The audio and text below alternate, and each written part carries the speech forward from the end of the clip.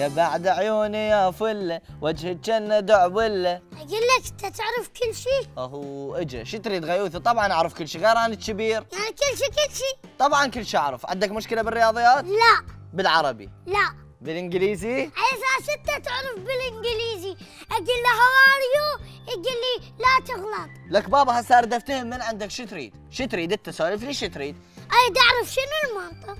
المنطق؟ وصلت. وين قالوا لك؟ ادري قاعد اراجع طبيب جلديه. لك حبيبي انت مو تريد تعرف المنطق؟ انا اعرف المنطق. انت مثلا هسه عندك سياره سايبه. ايه. خوش؟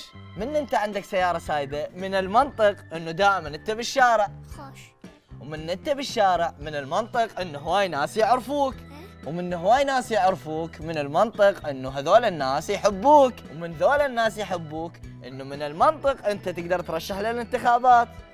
من المنطق انه راح تحصل على مقعد بالبرلمان. هلا برلمان. ومن تحصل مقعد بالبرلمان وهواي ناس يحبوك ويشوفون اخلاقك اكيد راح يخلوك رئيس وزراء. رئيس وزراء هلا. طبعا. ومن تصير رئيس وزراء من المنطق انه تخليني اني اختار اي وزاره تعجبني لان انا عمك. اكيد. وهسه اخر سؤال، انت عندك سايبه؟ لا. شلون تريد تصير رئيس وزراء؟ قم منا قم.